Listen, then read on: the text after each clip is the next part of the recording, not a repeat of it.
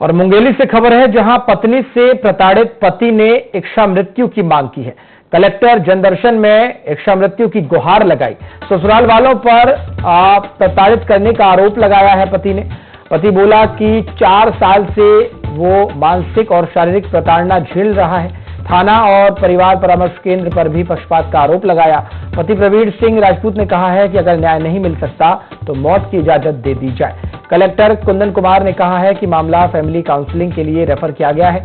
जिले के लोरमी क्षेत्र के ग्राम झाफल का रहने वाला है प्रवीण सिंह।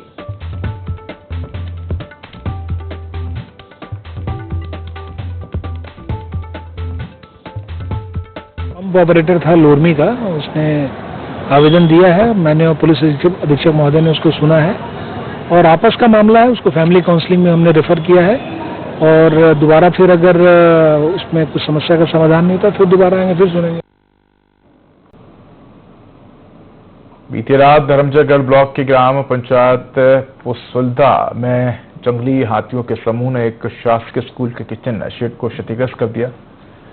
पुसुल्दा की प्राथमिक शाला में करीब 50 बच्चे पढ़ते हैं और उसी किचन में इन बच्चों को भोजन तैयार होता था, जिसके बाद बच्चों के लिए खाना बनाने में काफी दिक्कतों का सामना करना पड़ रहा था। हालांकि छाल वन परिषद अधिकारी द्वारा क्षतिग्रस्त हुए क्षेत्र के मुआयने के लिए टीम भेजकर रिपोर्ट तैयार की जा रही है।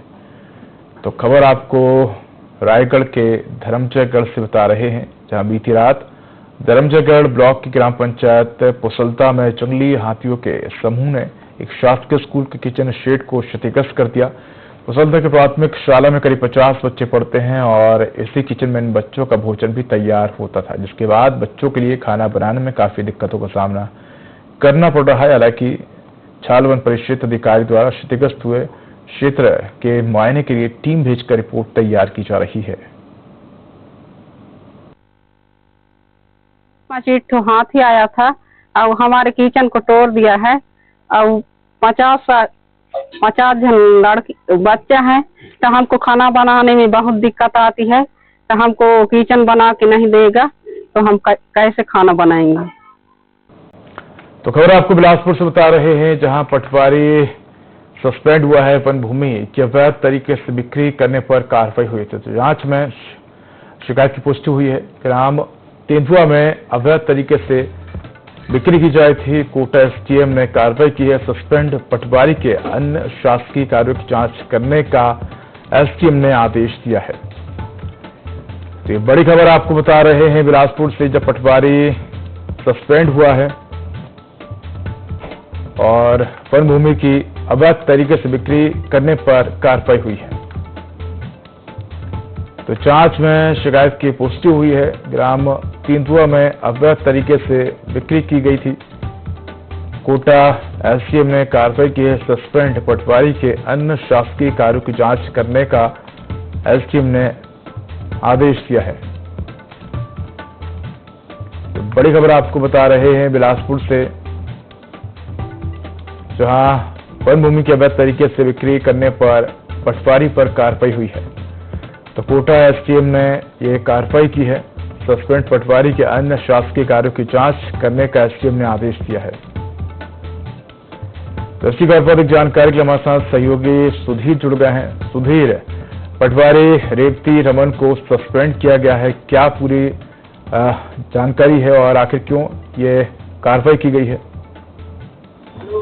बिल्कुल, देखिए बिलासपुर में एक बड़ी कार्रवाई हमें देखने को मिला है, जिस पर कोटा एसडीएम के द्वारा जो पटवारी है रेवती रमन सिंह, उनको सस्पेंड कर दिया है। और सस्पेंड इसलिए किया गया है क्योंकि देखिए कोटा तहसील क्षेत्र के ग्राम तेंदुआ में एक बड़ी झाड़ का जो जमीन था वो था और उसको अवैध तरीके से बेच दिया गया था, जिस वजह से उनके ऊपर जो जांच की प्रक्रिया है वो चल रही थी। और इसी दौरान जब पटवारी को दोषी पाया गया तो उन पर एक बड़ी कार्रवाई किया गया, उन्हें सस्पेंड कर दिया है।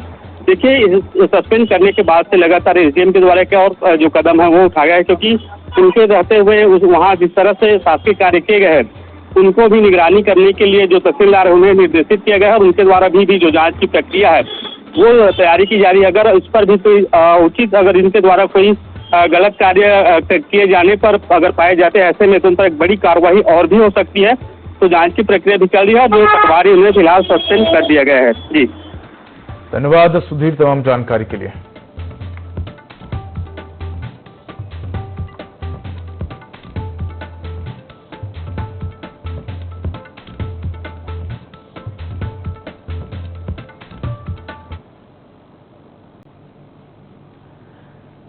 खबर रायगढ़ से सामने आ रही है, जहां हत्या के 6 आरोपी गिरफ्तार किए गए हैं। एक नाबालिग समेत 6 आरोपी गिरफ्तार। आरोपियों ने हत्या को एक्सीडेंट का रूप दिया था। शव को नाले के पास छोड़कर फरार हुए थे आरोपी। कोतरा रोड थाना क्षेत्र का मामला बताया जा रहा है। रायगढ़ से खबर सामने आ रही है, जहां हत्या के 6 आरोपियों को पुलिस ने गिरफ्तार किया है। एक नाबालिग समेत 6 आरोपी गिरफ्तार किए गए हैं। आरोपियों में एक नाबालिग भी शामिल है। बताया जा रहा है कि आरोपियों ने हत्या कर इसको एक्सीडेंट का रूप देने की कोशिश की थी, लेकिन पुलिस की जांच पड़ताल में सभी विफल होते हुए अब नजर आ रहे हैं। पुलिस ने पूरे मामले का खुलासा कर दिया है और एक नाबालिग सहित 6 आरोपियों को पुलिस ने गिरफ्तार किया है। आरोपी शव को नाले के पास छोड़कर फरार हो गए थे। कोतरा रोड थाना क्षेत्र का यह मामला बताया जा रहा है, जहां पर विगत दिनों एक हत्या की वारदात को अंजाम दिया गया था। वहीं मामले का खुलासा करते हुए पुलिस ने आरोपियों को गिरफ्तार कर लिया है। खबर रायगढ़ से है, जहां हत्या के 6 आरोपियों को पुलिस ने किया है गिरफ्तार। विगत दिवस हत्या की वारदात को दिया गया था अंजाम, जहां पर नाले के पास पुलिस को अज्ञात शव बरामद हुआ था, जिसके बाद स्थानीय लोगों की सूचना के आधार पर पुलिस टीम मौके पर पहुंची थी और शव को पंचनामा बनाकर पोस्टमार्टम के लिए भेज दिया गया था। उसके बाद से ही पुलिस मामले में जांच पड़ताल में जुटी हुई थी। वहीं पुलिस ने कड़ी से कड़ी जोड़ते हुए मामले का खुलासा कर दिया है और इस मामले में पुलिस ने 6 आरोपियों को गिरफ्तार किया है। आपको बता दें, आरोपियों में एक नाबालिग भी शामिल है। आरोपियों ने हत्या की वारदात को अंजाम देकर इसे एक्सीडेंट का रूप देने की कोशिश की थी और आरोपी शव को नाले के पास छोड़कर फरार हो गए थे। पुलिस ने अब सभी आरोपियों को गिरफ्तार कर लिया है और संबंधित धाराओं के तहत मामला दर्ज कर पुलिस की ओर से मामले में अग्रिम कार्रवाई की जा रही है। कोतरा रोड थाना क्षेत्र का यह मामला बताया जा रहा है।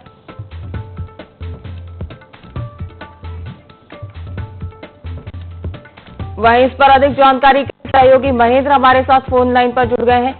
महेंद्र, हत्या के 6 आरोपियों को पुलिस ने गिरफ्तार कर लिया है, जहां विगत दिवस एक हत्या की वारदात को अंजाम दिया गया था। इसमें एक नाबालिग भी शामिल है। क्या अधिक जानकारी पूरे मामले को लेकर? जी, जो रायगढ़ मेडिकल कॉलेज है, वो 4 जून को रायगढ़ पुलिस को सूचना दिया था कि उसराउट निवासी 24 वर्षीय जलेश्वर सारथी की मौत हो गई है, जिसके पुलिस ने के आसपास जो उसके साथियों थे उनसे पूछताछ करते हुए, ग्रामीणों से पूछताछ करते हुए, वो एक सत्यनारायण सिदार के साथ उसको देखा गया था, जिसको पुलिस ने हिरासत में लेके उसके कड़ाई से पूछताछ किया। उसने कबूल किया कि 2-3 जून को रात को उसके भाई के साथ जो आपसी विवाद हो रहा था, जिसमें जो मृतक है वो बीच बचाव के लिए आया था, जिससे आपा खो करके सत्यनारायण ने उसको हत्या कर दी टांगली से, टांगी जो बोलते हैं। तो उसके साथ लोग पूरे फैमिली मिल करके वो हत्या को एक्सीडेंट के रूप में देने के लिए एक नाला है, उसके किनारे उसको फेंक दिया लाश को। जी महेंद्र, तमाम जानकारी साझा करने के लिए बहुत बहुत धन्यवाद।